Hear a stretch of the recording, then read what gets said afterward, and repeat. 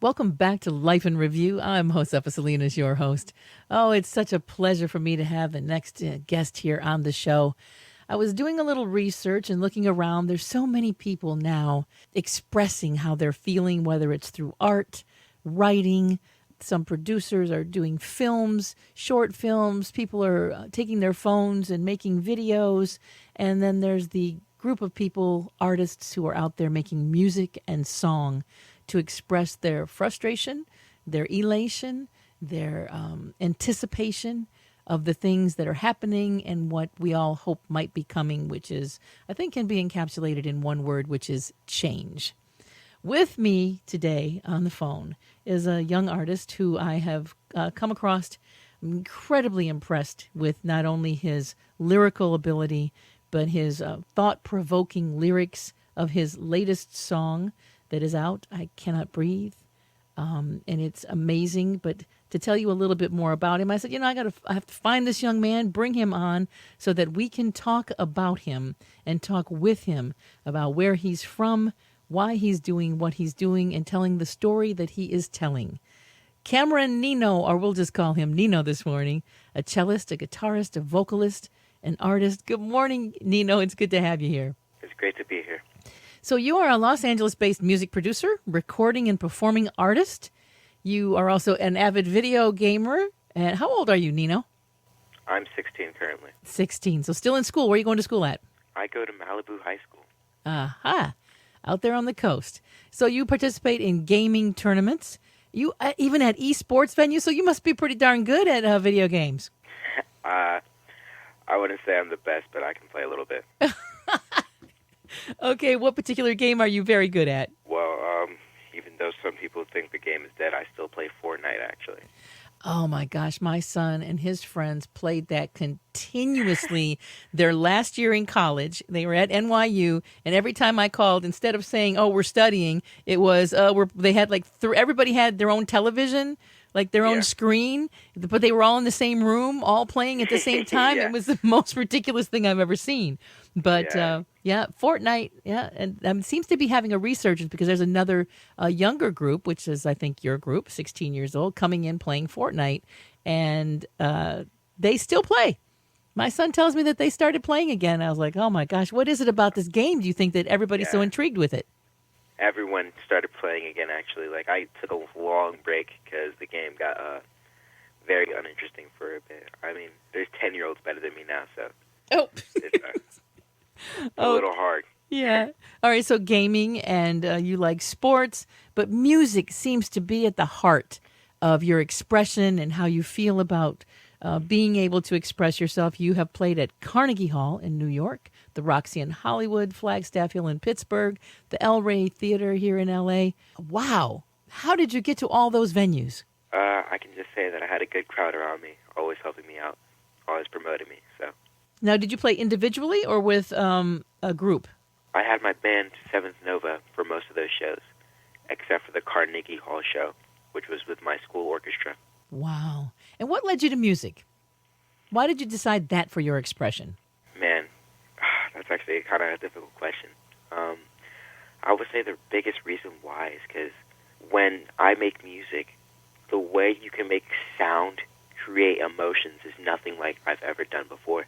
I've never been able to have an art form where I listen to it and then I can feel the feeling I was conveying in that song.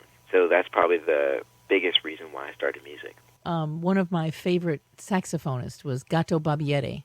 And I used to tell people that the reason that I loved his music so much is because you could hear words in the instrumental music.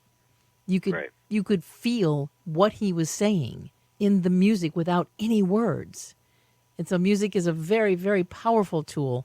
And your song, I Can't Breathe, talk to me about where the inspiration and the motivation came for the lyrics and the song. The reason why I made this song was because I came home one day. I think I was at my friend's house, and I was shown the video of George Floyd dying with the officer's knee on his neck, and I was completely heartbroken. I wanted to take some sort of action to enrich not only myself but other people make sure we have all the same awareness when it comes to lives in general, especially black lives. Now that everything is coming into light so much more than it was before, all the different times where cops abused their power, where they had their hand on our lives, but we had nothing we could do against them. I just feel this whole thing just brought it completely into light. So that's really what inspired the song. And I felt when I was producing the song that I wanted to convey a message of not just the despair of what is going on, but the hope of how we can continue forward and make ourselves better. So when I rapped my lyrics, it wasn't just me criticizing the officers. It was me also saying, it was a warning to everyone. We can't continue down this path. So my lyrics were based off that mindset most of the time in the first verse. And then for the second one, it was a direct message to officers, just because I felt that I don't know if they don't understand what's going on or if they don't comprehend, if they think that it's just okay to play with lives. I don't understand it, but they need to understand. You can't hold a gun to someone's face when they can't defend themselves. It's unacceptable in any situation. So that's basically where the lyrics came from. That's where my heart was at. And how do you feel as a young man of color right now in this country when you walk out your door, going to Malibu High School? That's a definitely an interesting area of California, predominantly Anglo.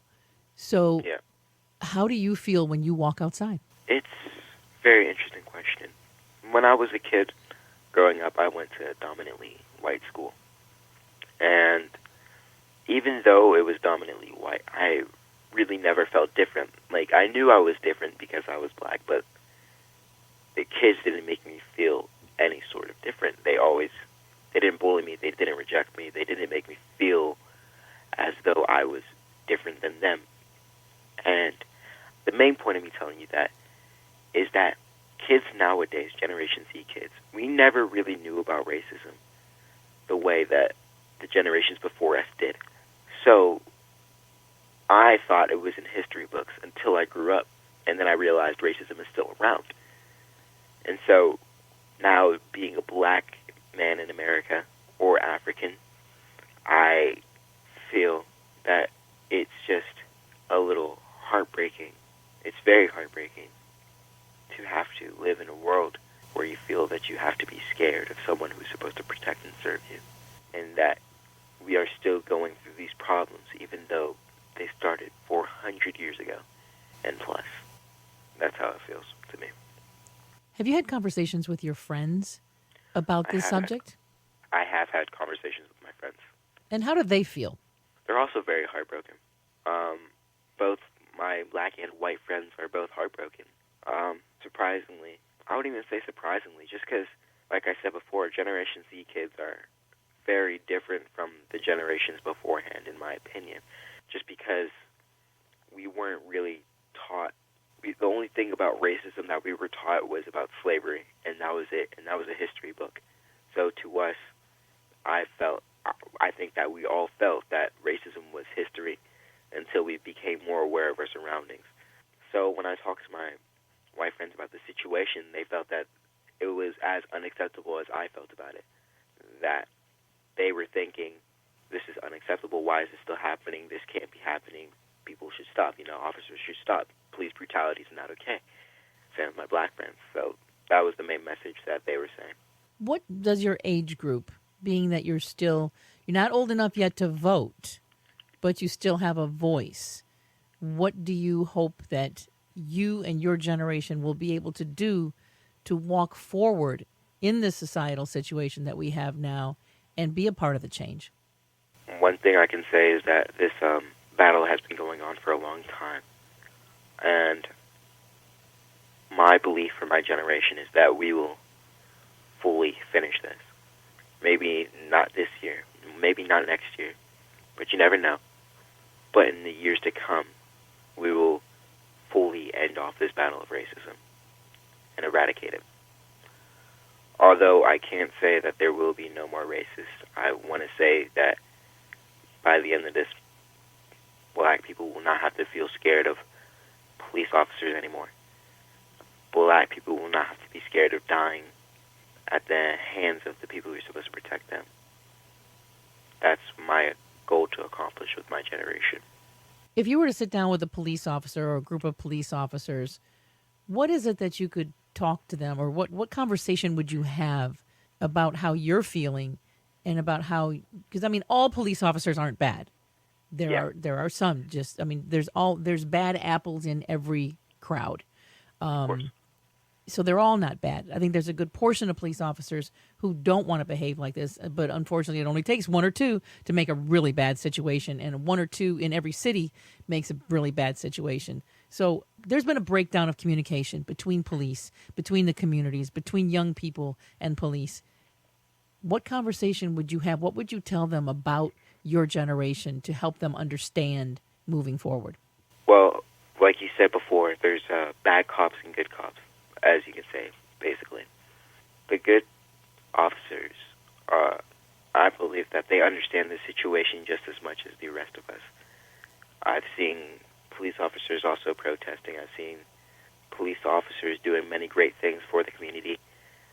But for the bad officers, I only have a question for them, and I just want to know why.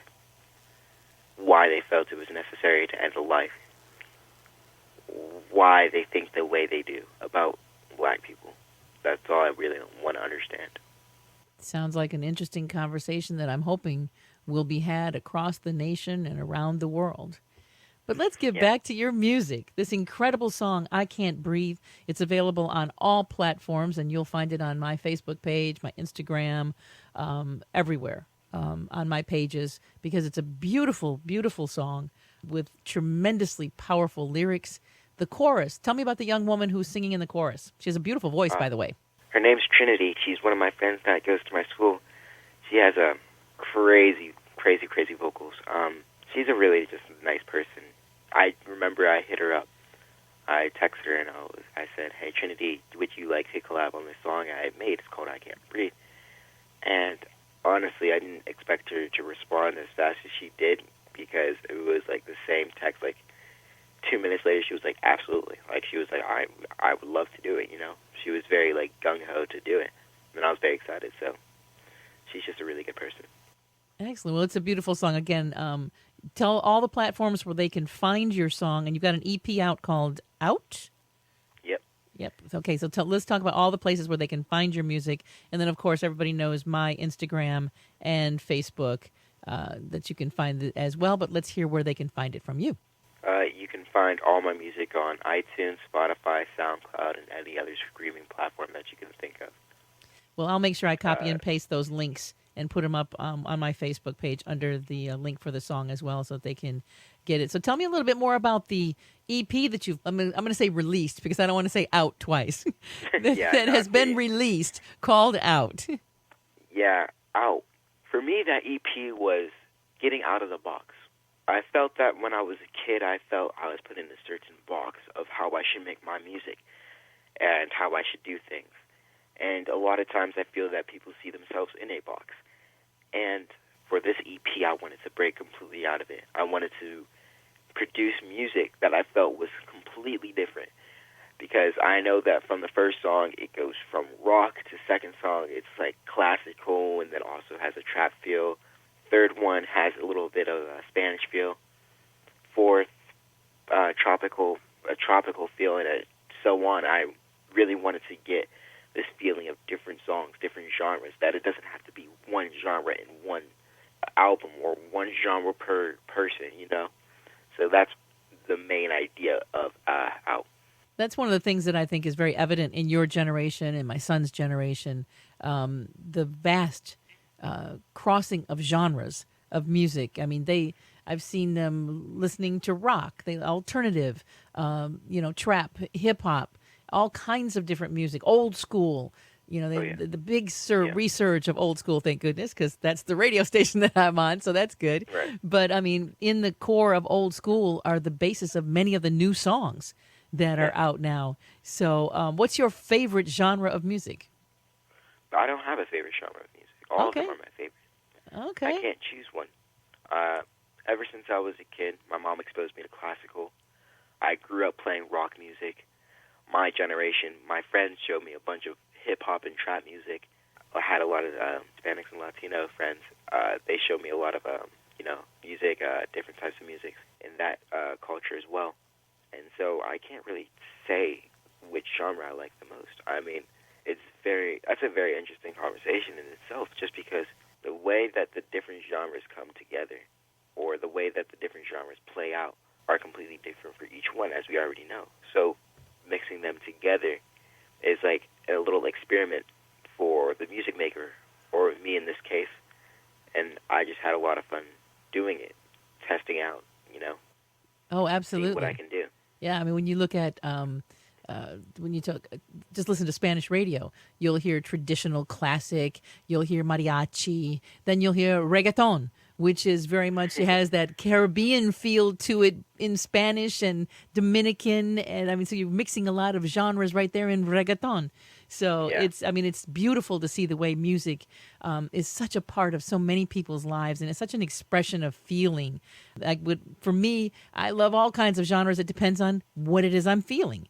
There's a yeah, certain music that I play when I'm out doing my yard work. There's something else that I play exactly, when I'm going to sleep. There's something else that I play when I'm cleaning the house. There's something else that I exactly. play when I'm trying to get revved up to work out. So to me, that's the beauty in music, and continued success to you in your pursuit of it. Now, are you also producing music? All the songs that you hear are produced by me. For example, the whole EP was produced by me, and then I Can't Breathe was produced by me. Do you make the beats as well? Yes, all of them. It was, like I said, it's a very fun experience to be able to make your music. For example, I Can't Breathe. I had a feeling I wanted to convey to the people who listen to the song. So I had to find a way to make that feeling evident in not just my lyrics, but in the beat that was going behind it. I had different pizzicatos going on behind the original sound, the original raps and everything. And then I also had a beat where I felt was very intricate, which is very fun to make.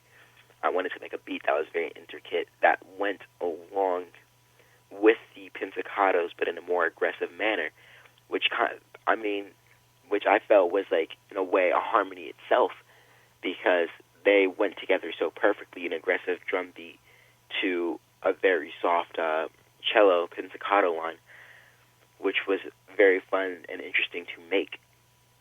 And same with Out, the different ways you can connect the music together and form the different intricacies of the music is very interesting. Well, it definitely came together beautifully in your new song, I Can't Breathe. Just released his EP. It's called Out. It is out on all the different platforms. And again, when you go to my webpage or my Facebook, my Instagram, you can find it. Also, CameronNino.com is the website where you can go and learn more about Cameron and where he's going, what he's doing. And will you be producing for other people, do you think? Are you going to be out there making music for other people to put their words to? I think that is also one of my goals. Something I really want to try out is to produce beats for other people, for my friends maybe, and see how that goes out. Well, Works out. the music that you make is beautiful. The song is incredible. It definitely caused me to feel something when I heard it. Thank And you. your the girl who sang in the chorus, Trinity, is that what you said her name was? Yeah, Trinity. Trinity, beautiful voice, beautiful voice. So continued success to you. Know that my platform here is yours whenever you've got something to say, or you and your friends want to come together and make a point about something that you guys want to talk about. Know that you have a home right here always to be able to come and exercise your voice to millions. But continued success to you. Again, Cameron Nino, cellist, guitarist, vocalist, and the song I Can't Breathe. Please take a listen to it. This young man is somebody who you are going to hear about. And I just have a prediction that you are going to be very, very, very successful. You've already done so many things, playing Carnegie Hall, Roxy in Hollywood, Flagstaff in Pittsburgh, the El Rey Theater, but there are really big things in your future. And I know that you sound like a very grounded young man. So just know that My hat is off to you, and please continue in your pursuit of your dreams for where you would like to see the world going, and get those conversations going with the adults around you, because your generation has a lot to say. Right. Thank you. And now it's my pleasure to share a little bit of I Can't Breathe. I cannot breathe, I cannot breathe, oh. I cannot breathe, I cannot breathe, let me go. I cannot breathe, I cannot breathe, oh. No, I cannot breathe, I cannot breathe, let me go. They say they do it to protect us, through pepper spray and tear gas. You think they really care about us? They only care about the broken glass. The louder we are, the more attention we get. So scream out his name, the others that fought for this. God! Ah!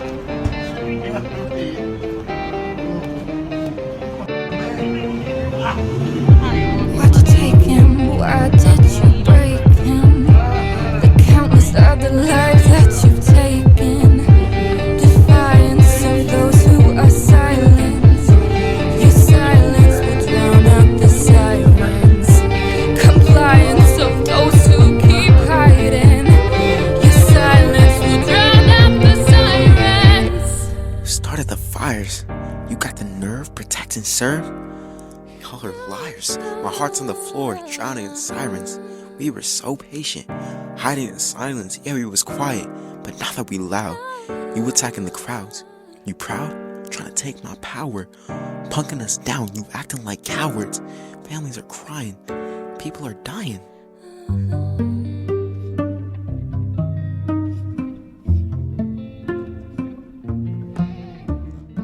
Don't go away. There's a whole lot more coming up right here.